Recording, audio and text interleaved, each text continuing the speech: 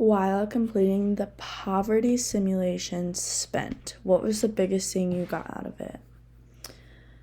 The biggest thing that I got out of this simulation is that we really don't know what exactly things could happen and when they could happen and how it is possible that we don't fully understand the decisions and sometimes the consequences based on our decisions that go into when it comes to spending money, especially when it comes to things to like finding a place to live, but making sure that it's in reasonable distance from your job.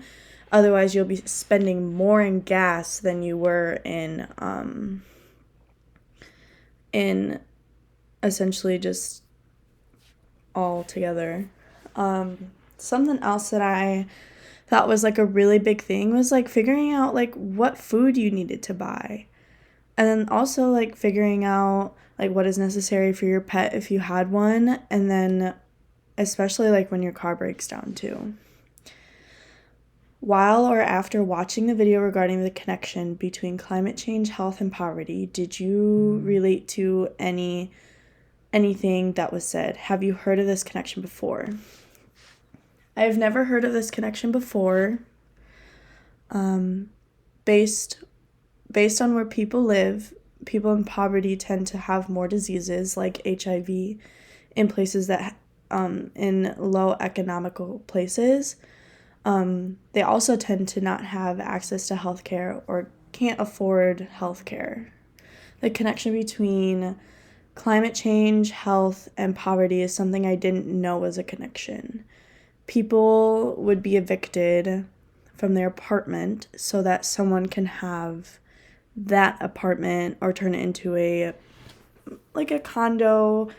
condominium kind of area, and it would be considered a no flood zone because it's 10 feet above sea level.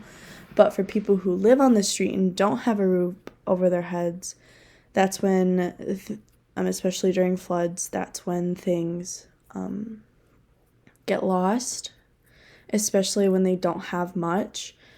And it's also leading, climate change leads to health conditions.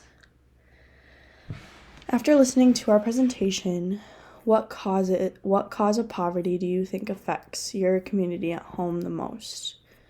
What cause of poverty do you think affects the community around Saginaw Valley State University the least or non-applicable? I think the cause of poverty that affects my community at home is mostly making sure that people make it to the end of the week. But also, especially if you live in the middle of where my city is, you either have to drive 10 minutes to go to a Walmart or 10 minutes to go to a Meijer. So either way, 10 minutes isn't a lot, but if you don't have,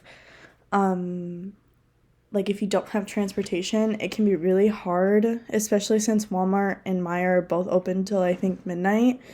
And some stores in town that do sell food are only open until like 10 o'clock. So my hometown does have some areas where it is considered not the best and it affects people the most.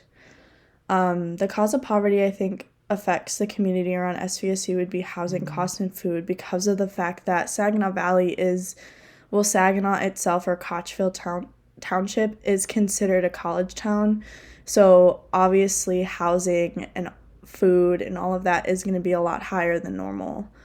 Not only that, luckily campus, for people who live on campus, are offered a job where they can have a job there, but being able to afford housing and a meal plan can be a lot as well.